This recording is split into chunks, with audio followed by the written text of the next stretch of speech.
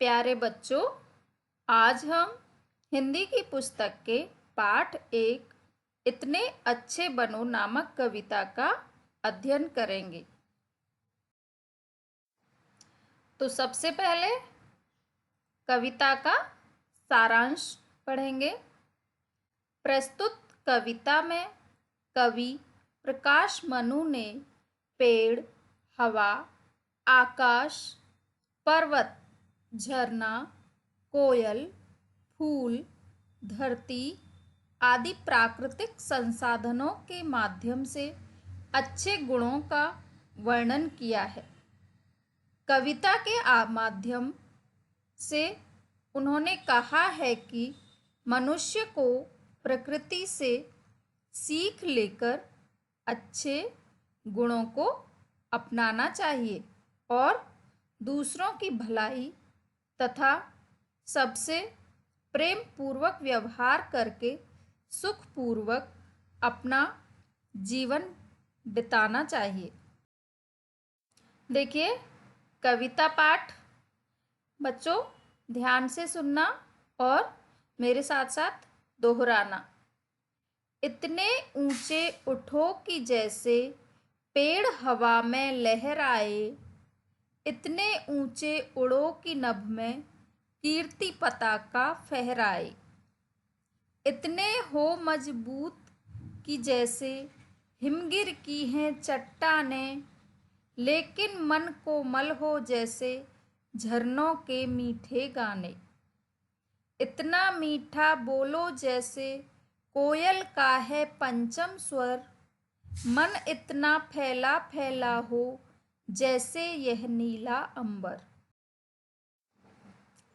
इतने गाने गाओ जिससे हवा सुरीली हो जाए, ऐसे तुम मुस्काओ वन में कली कली हंस खिल जाए, इतने अच्छे बनो कि जैसे धरती सबको देती है, नहीं मांगती कुछ भी हमसे सबको अपना लेती है।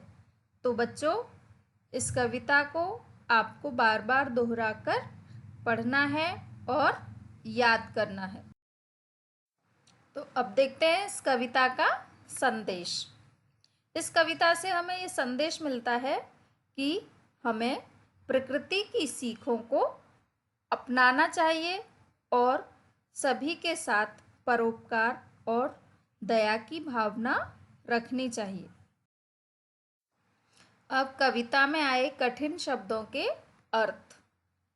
नभ मीन्स आसमान या अंबर, कीर्ति पताका यश का ध्वज मतलब कि विजय का झंडा, जीत का झंडा, मजबूत दृढ़ या शक्तिशाली, वन मीन्स जंगल, सुरीली मीन्स मधुर स्वर वाली, चट्टान मीन्स पत्थर का अत्यधिक विशाल खंड, कली कली फूल का प्रारंभिक व अविकसित रूप।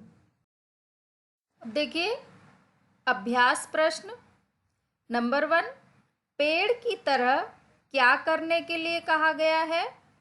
तो आंसर है पेड़ की तरह ऊंचा उठने के लिए कहा गया है। नंबर 2, मन को कवि ने किसके जैसा बनने के लिए कहा है?